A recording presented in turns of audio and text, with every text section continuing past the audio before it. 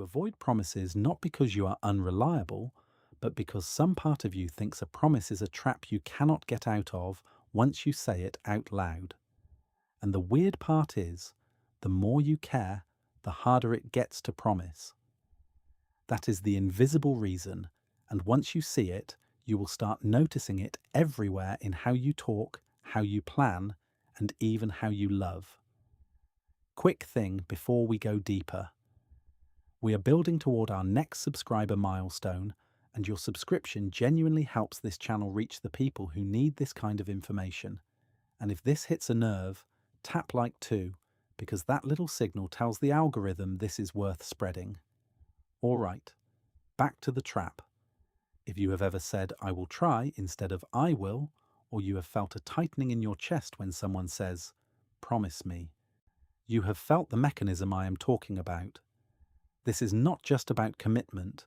It is about identity protection, social risk, and a very specific kind of memory your brain stores when you disappoint someone. Most people think promise. Avoidance is fear of responsibility.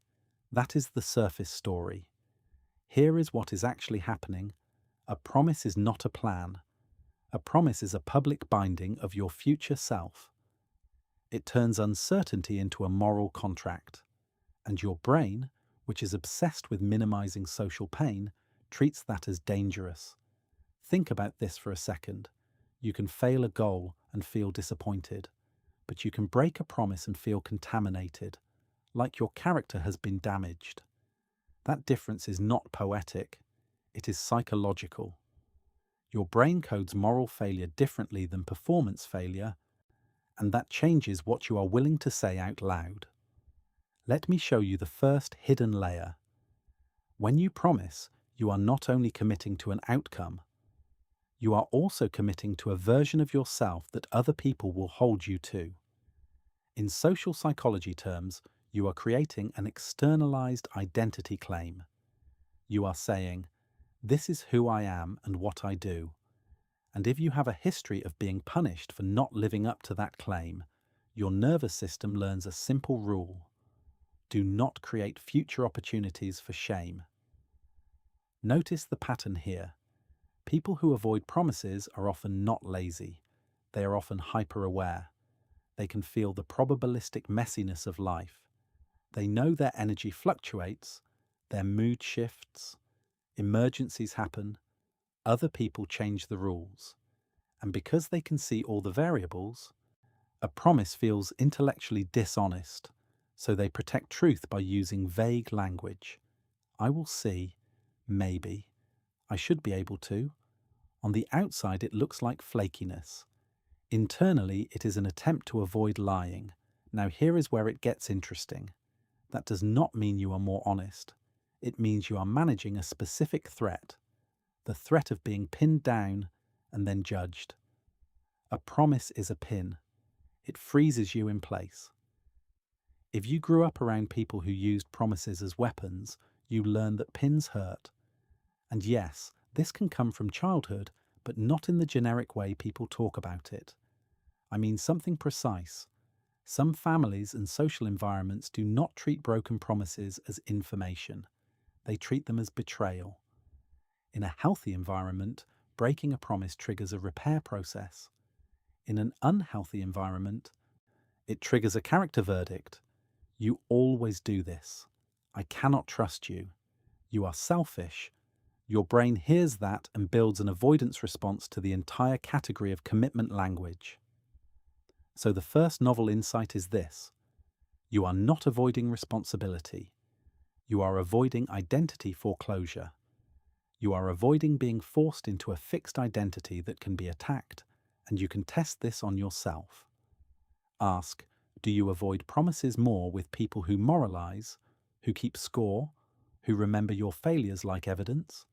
If yes, that is not coincidence. Your promise system is context sensitive. It is social threat detection in disguise. Second layer. A promise does something else that nobody talks about. It creates a debt imbalance. In game theory terms, when you promise, you hand the other person a leverage token. They did not earn it yet, but they can cash it in later as pressure. And if you have ever been controlled through obligation, you will unconsciously treat promises as handing over your autonomy. This is why you can be spontaneous, generous, even extremely giving, but you resist promising. You will help today. You just do not want to be owned tomorrow. Let me make it concrete. Someone asks, "Can you help me move on Saturday?" If you say yes and then something changes, you are not just changing plans. You are violating a social debt agreement. Now you owe an explanation. Now you are on trial. So your brain chooses an escape hatch. I am not sure yet. Let me confirm. It is not indecision. It is a strategy to keep the power balance neutral. And here is the part that makes people uncomfortable. Sometimes promise avoidance is not fear. It is dominance avoidance. You refuse to be in a lower position where someone can evaluate your integrity. A promise creates a hierarchy. The promiser becomes the one who must deliver. The promise receiver becomes the one who can judge. If you have a strong sensitivity to status, even subconsciously, you will avoid promising to people who make you feel smaller. But do not miss what this implies. If you avoid making promises, you might be protecting yourself from being controlled, but you might also be preventing intimacy. Because intimacy requires mutual vulnerability, and a promise is a form of vulnerability. You are saying, "You can hold me to this." That is dangerous and bonding at the same time. Now watch what happens when we add neuroscience. When you promise, you are creating a prediction in someone else's brain. Humans are prediction machines. When someone expects you, their brain allocates resources. They schedule. They emotionally invest. The stronger the promise, the stronger the prediction, and the more costly it is if you break it. Your brain knows this. It knows that breaking a promise does not just disappoint a person. It causes them to experience a prediction error, and prediction errors are emotionally intense. They create anger. They create a need to blame. So if you are high in empathy or high in threat sensitivity, you will avoid creating strong predictions in others because you do not want to be the source of their emotional spike. That is the second novel insight. Promise avoidance can be a form of preemptive empathy. But it becomes distorted empathy because it is empathy for their future pain that sacrifices your present clarity. And this is why you sometimes avoid promises even when you could probably keep them. Because the issue is not your capability. The issue is your tolerance for the social consequences of a prediction error. Let me show you a third layer that most people never connect. Promises are not only social, they are internal contracts. And if you have broken enough promises to yourself, you start avoiding promises to others because it triggers self-disgust. People talk about self-esteem like it is one thing. It is not. There is a specific subtype called self-trust. Self-trust is your brain's model of whether your future self will cooperate with your present intentions. If your model says, "My future self is unpredictable," then promising feels like writing a check you know might bounce. And what happens when checks bounce? People stop writing them. Here is what makes this mechanism invisible. You will not consciously think, "I do not trust myself." Instead, you will intellectualize it. You will call it flexibility. You will call it not overcommitting. You will call it realistic. But the emotional signature underneath is a quiet expectation of self-betrayal.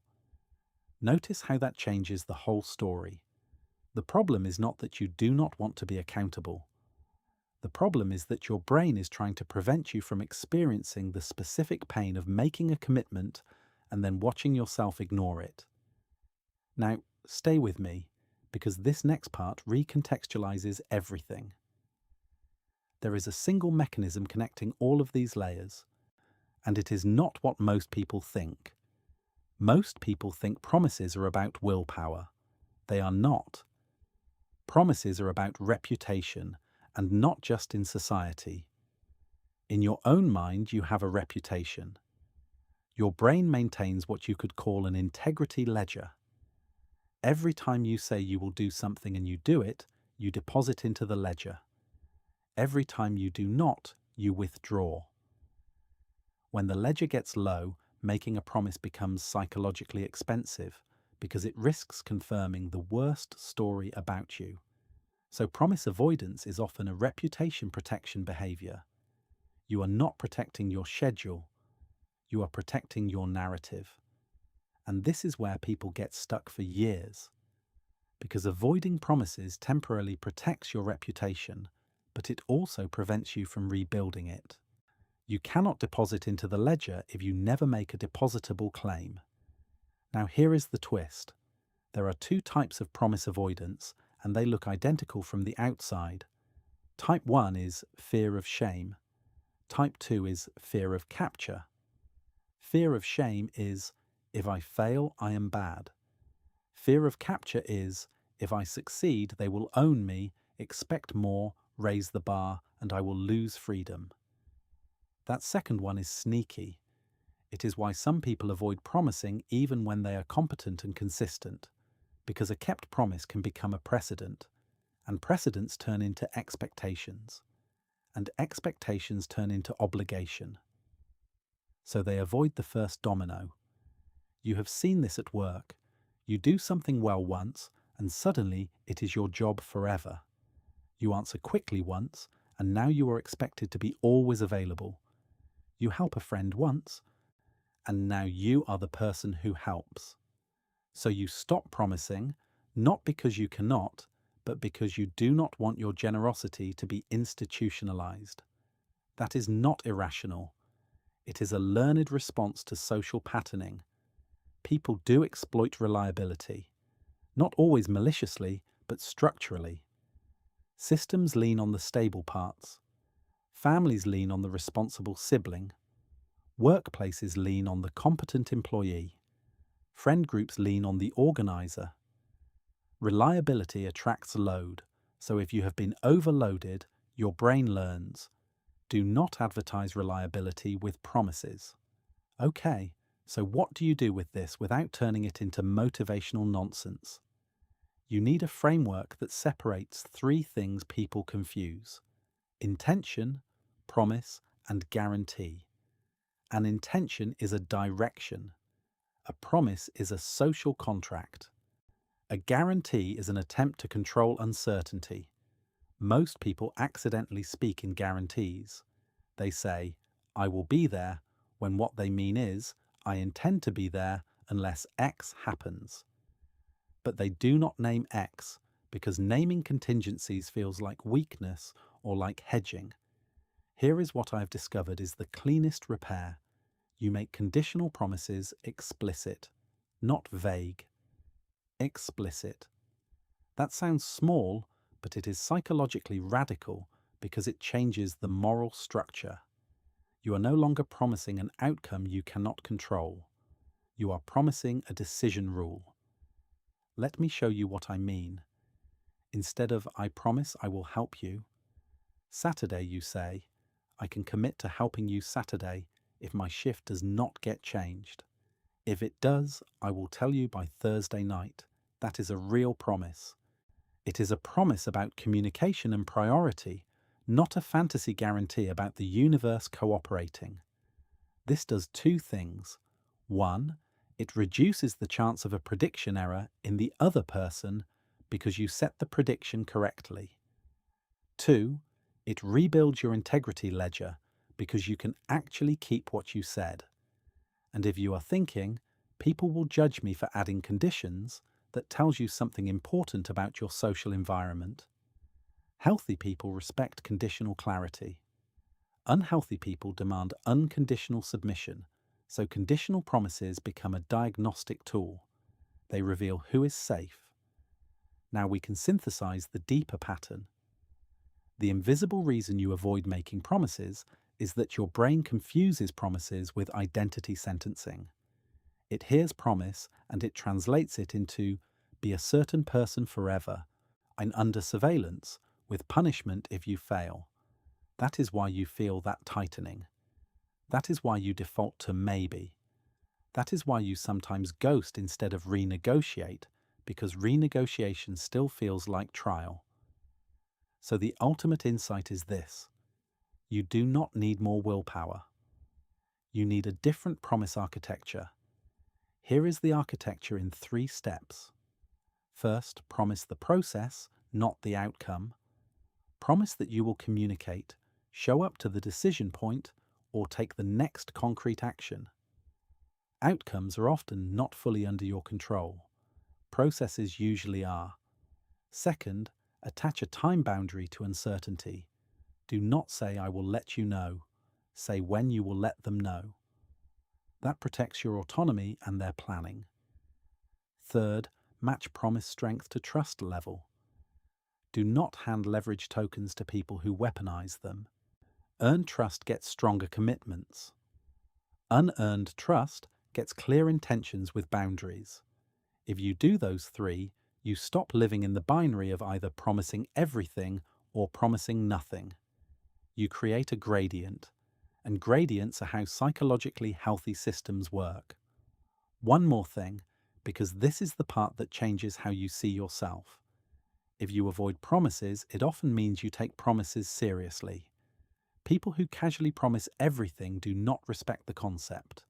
The avoidance is sometimes a sign of moral sensitivity, but it has been bent by fear and past consequences. So do not just ask, "Why can I not commit?" Ask, "What kind of social pain am I predicting? Shame pain, control pain, overload pain?" Because each one requires a different fix. And the moment you can name the predicted pain, you stop being mysterious to yourself. You stop thinking you are just broken. You see the logic, you see the pattern, and then you can choose consciously where you want to be reliable and where you are allowed to be free.